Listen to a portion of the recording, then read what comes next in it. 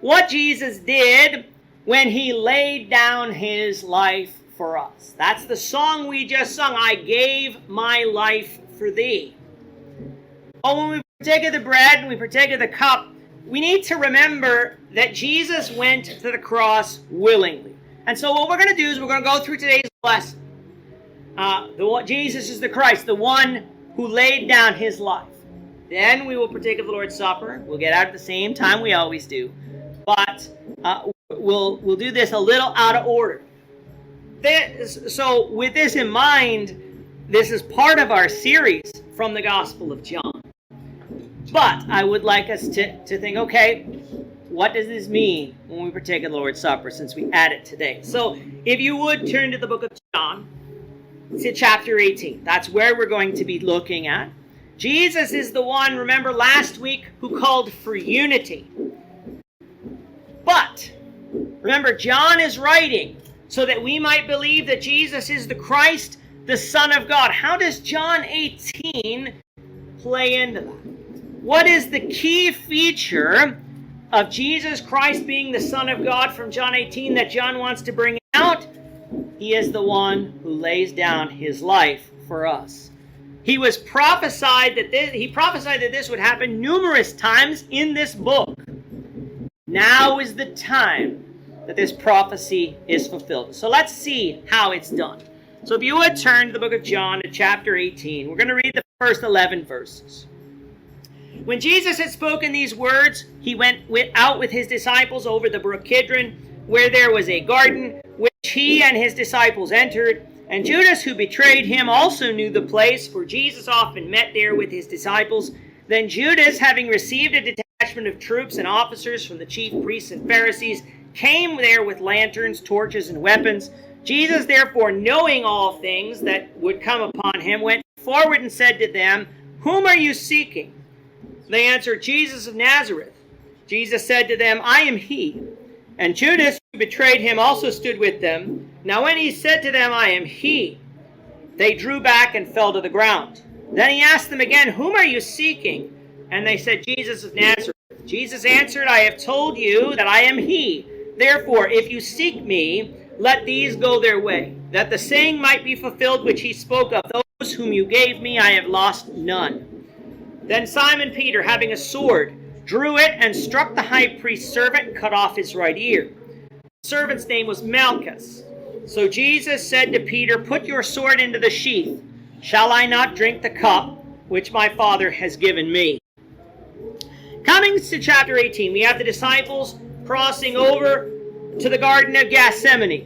And that's outside Jerusalem, across the Kidron Valley on the Mount of Olives. And I thought it was actually more useful to you to see what that trip would look like. And if I had my laser pointer, if the batteries were good, it would be a little easier. The Temple Mount is up on that top left. That's the western side, or the eastern side, of of Jerusalem. That's where, of course, Jesus had been preaching all week. And Jerusalem, though, is more than just the Temple Mount. So you're going to cross this valley here, the Kidron Valley. It still exists today. There's a road that travels part of it. But you have to cross this valley. And this would not have been here. These houses there. And then you're going to come up here to Gethsemane. And right, of course, the Catholics have to build a church cathedral there. That didn't exist either. But the Mount of Olives is a mountain, and Gethsemane is partway up that mountain.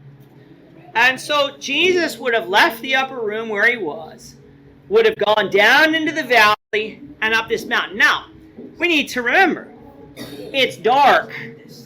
And so, since it is dark, this is not just this easy trip that we make in the night. Now come into play a little later that we remember it is dark. Now, the Gospels make clear that Jesus continued talking with the disciples along the way, but John leaves those details out, having covered many of the same themes already. So, John passes over Jesus' prayers in the garden, jumping right to Judas' arrival. Now, Judas, of course, didn't come alone. He received from the Pharisees and chief priests a detachment of troops. They came with lanterns and torches and weapons. Now the lanterns and torches is easy to explain, for it was night. We go outside, even last night. You go outside, you're going to have street lights. If you're down, maybe Bill and Jeff and some of those who live in the country can attest to this maybe a little bit more. It's a lot darker where you guys are once the sun goes down because you don't have as many street lights. But we have lights in our house. And so we stay up much later than people did before because we have electric lights.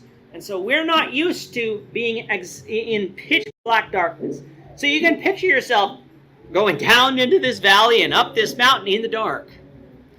You would have your torches. You would need torches to be able to see. Otherwise you will fall. So that they had those is pretty easy to explain. But why did they come with weapons? Because they expected a fight. People generally don't like being arrested. You see that all the time. When people are innocent, they're going to fight the cops. They're going to resist arrest. And so the Pharisees would have even thought, Jesus is not going to let us catch him. There's going to be a fight. There's going to be a tussle. We're going to send a detachment of soldiers. They'll be able to take care of it. But they're going to need weapons. And so upon arriving in the garden, Jesus went forward and said to them to whom they were seeking, to which their response was Jesus. When they heard Jesus proclaim, though, that I am he, they drew back and fell to the ground. Now, it is uncertain as to why they did this. John doesn't tell us this. Perhaps it was out of surprise that Jesus would identify himself. But since John doesn't mention it specifically, perhaps they fell back to the ground. When they fell back to the ground is when Judas went up and kissed Jesus in order to identify Jesus. We don't have Judas doing that either in the Gospel of John. But whatever they were doing, they fell back. They fell to the ground. Jesus asked the soldiers again whom they were seeking, and again they said Jesus, to which Jesus replied, he already said, why are you making me repeat myself? Are you deaf? Is basically what he might have said today. And since this was so, he requested that his disciples be let go. Of course, this showed Jesus' great love for his disciples in that he didn't want them to die with him. But John also says in verse 9 that it was done so that what Jesus spoke might be fulfilled. Now, this is not an Old Testament saying. This is exactly what Jesus said in John 17. That when he prayed to the Father, I have lost none of those you gave me. Jesus is saying, let these people go in order to fulfill that. Simon Peter, though, being Simon, he wanted to save Jesus' life. He took the sword that he had. Luke would tell us that they had swords. And he cut off the right ear of the high priest's servant, who John identifies as Malchus. As we pass by, this is something that we really should note, that the Gospel of John is the only one of the four Gospels that identifies Peter as the one who cut off the high priest's servant's ear, and is the only one who identifies that servant as Malchus. I ask the question, why do you suppose that is? They all mention it. Matthew, Mark, and Luke all mention that the high priest's servant's ear was cut off. They all mention that Jesus healed him, although I guess John doesn't specifically mention it, but we know he was healed. Neither of Matthew, Mark, and Luke, though, identified as Peter, and no one identifies Malchus. Why do you suppose that is? And this goes to our look that we're having in our Bible studies. The Bible didn't drop down from heaven and just we have it. It was delivered in stages. Matthew, Mark, and Luke were likely written while Peter was still alive.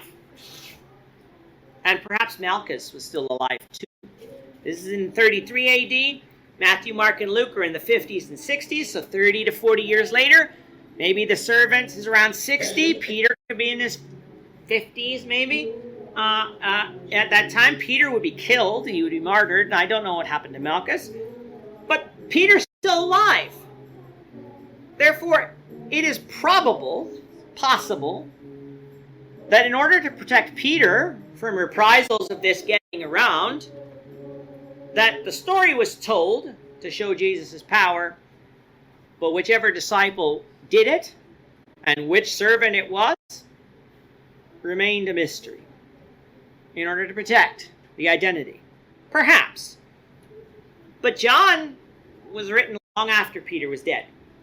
Malchus was likely dead too. This is 60 to 70 years after those events in the garden. There's no need to protect anybody now.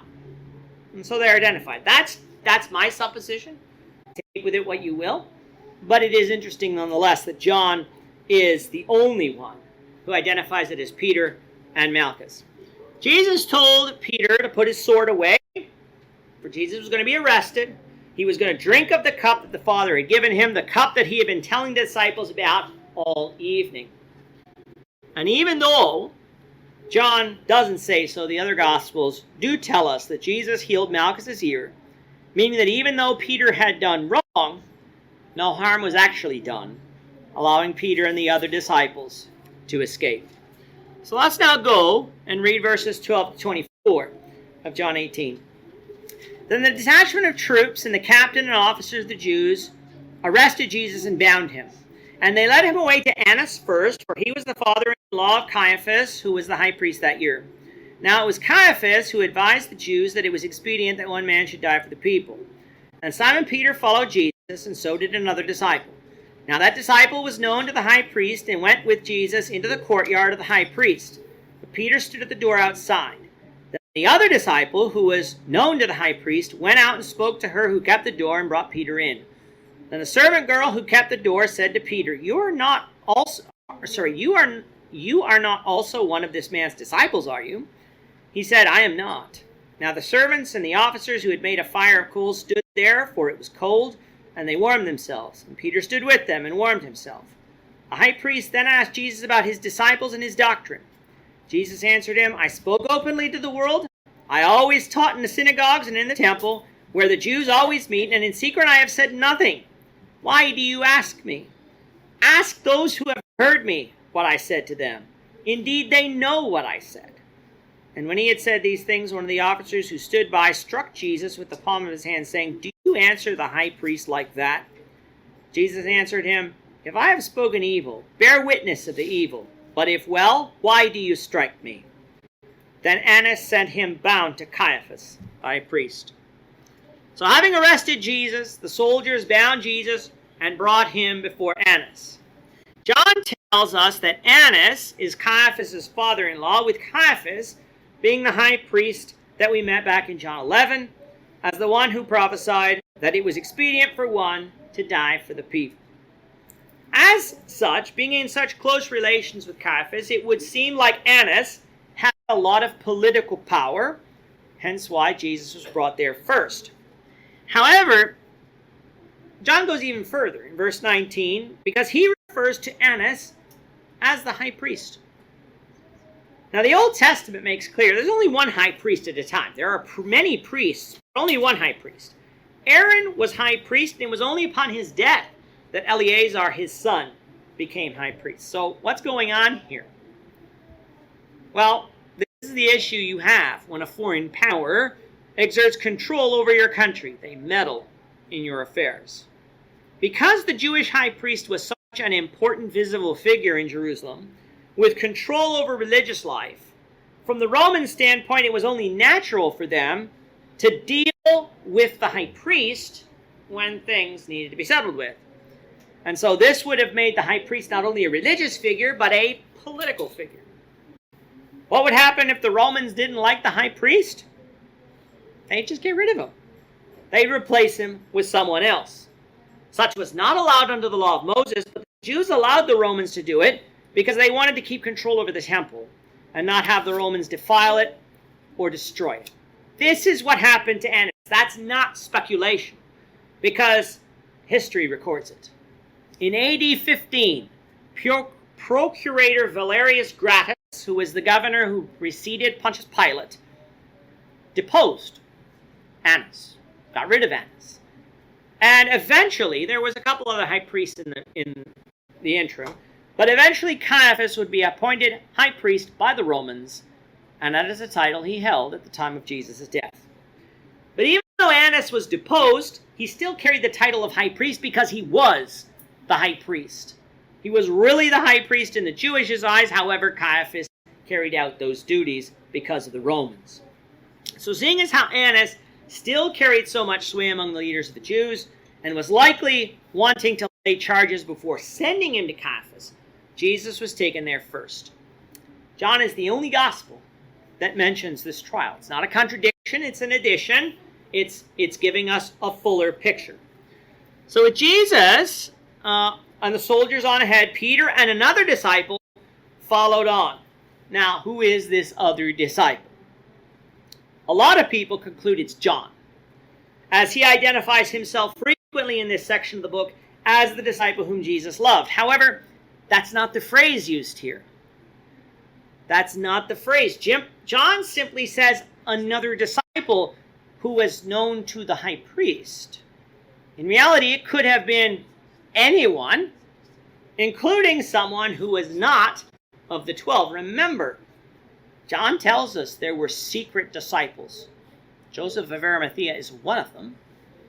Nicodemus is another one of them. And there were other secret disciples of Jesus. Obviously, someone who was a disciple of Jesus was accompanying Peter. Instead of John, I personally believe it is one of these other disciples, especially since verse 16 says the disciple was known to the high priest. That's something that the Apostle John probably wouldn't have been at that time. It was this other disciple who got Peter entrance into the high priest's courtyard, using his influence to get Peter in the door. It was soon after Peter enters the courtyard that the servant girl who kept the door asked if Peter was one of Jesus' disciples, and Peter replied that he was not. And that is the first denial. Inside, though, Annas' place, we have Annas asking Jesus about his doctrine and his disciples. Jesus said, I didn't do anything in secret. I taught in the synagogues, I taught in the temple. Talk to those who hurt me. They know what I said. One of the officers struck Jesus because of that. Said he was too disrespectful to the high priest. Remember, you aren't to speak evil of the high priest. You aren't to speak evil of your leaders. He thought Jesus was being disrespectful, and Jesus asked him, if I spoke evil, what evil have I spoken? Tell me. Otherwise, why did you strike me? You're not allowed to do that. If I wasn't being disrespectful, why'd you strike me? Now, obviously, the man didn't answer, because Jesus was quickly taken away from Annas' place and bound and sent to Caiaphas for the main trial in the middle of the night. So let's continue on in John 18, verses 25 to 40. Now Simon Peter stood and warmed himself. Therefore they said to him, you are not also one of his disciples, are you? He denied it and said, I am not. One of the servants of the high priest, a relative of him whose ear Peter cut off, said, did I not see you in the garden with him? Peter then denied again, and immediately the rooster crowed. Then they led Jesus from Caiaphas to the praetorium, and it was early in the morning. But they themselves did not go into the praetorium, lest they should be defiled, but that they might eat the Passover. Pilate then went out and said to them, what accusation do you bring against this man? They answered and said to him, if he were not an evildoer, we would not have delivered him to you. Then Pilate said to them, you take him and judge him according to your law. Therefore the Jews said to him, it is not lawful for us to put anyone to death. The saying of Jesus might be fulfilled which he spoke, signifying of what death he would die. Then Pilate entered the praetorium again, called Jesus, and said to him, are you the king of the Jews? Jesus answered, are you speaking for yourself about this, or did others tell you this concerning me? Pilate answered and said, am I a Jew? Your own nation and the chief priests have delivered you to me.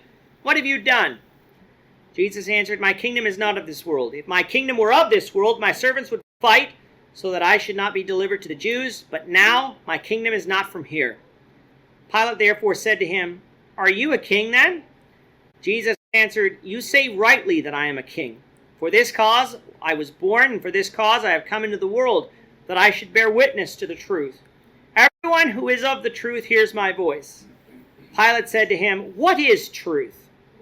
And when he had done this, he went out again to the Jews and said to them, "I find no fault in him at all.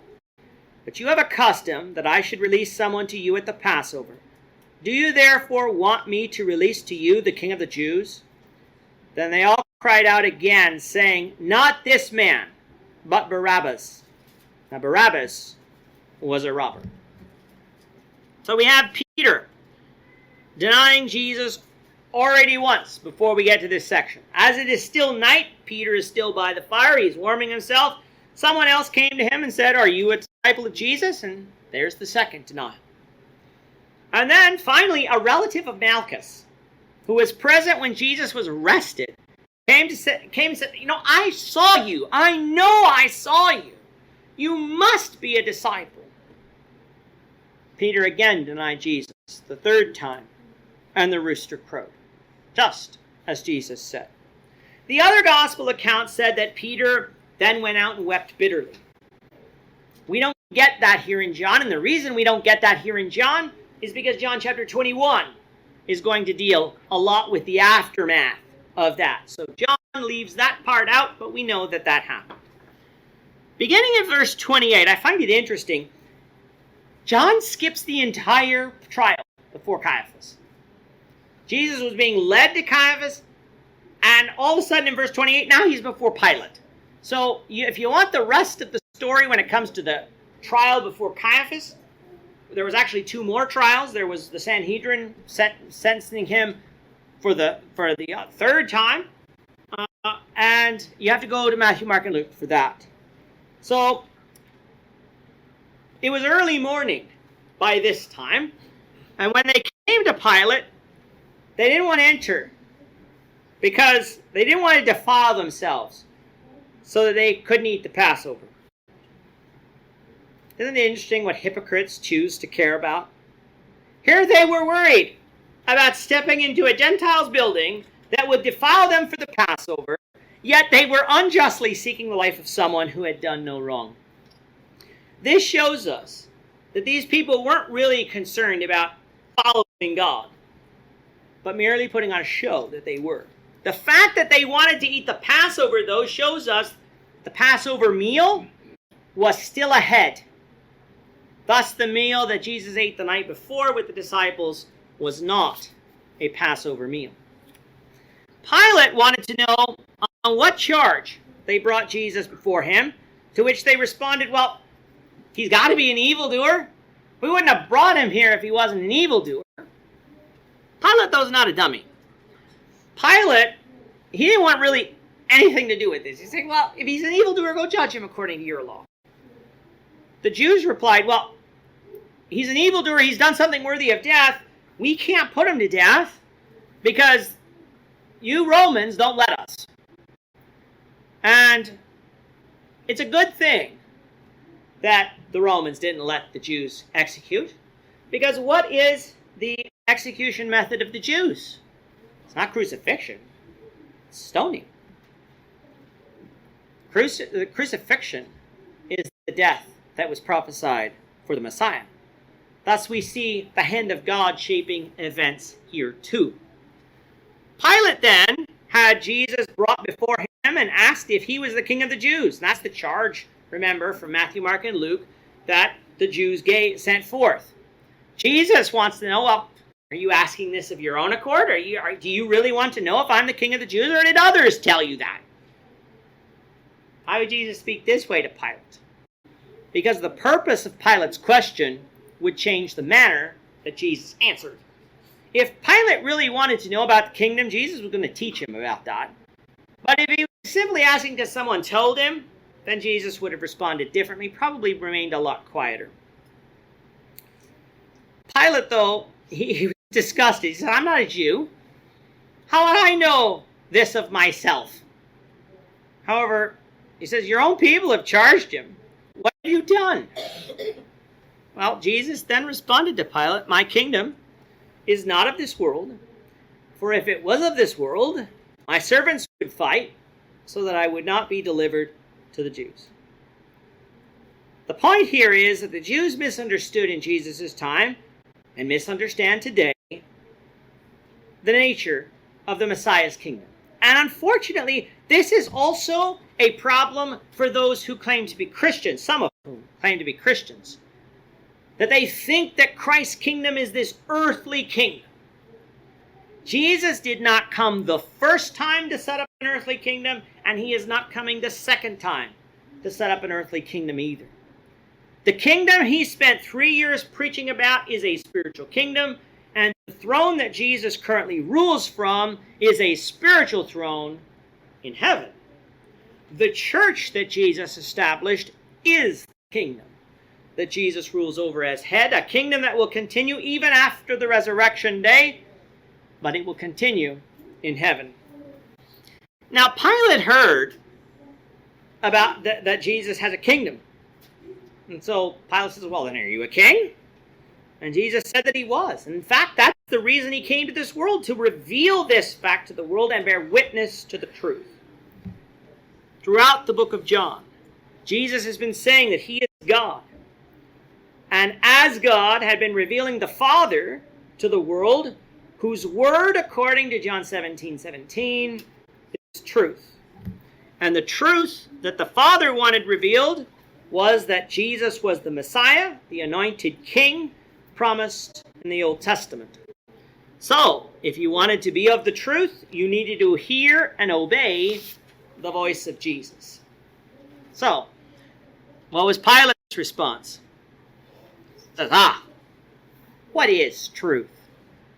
Claiming that in his opinion there was no such thing as truth.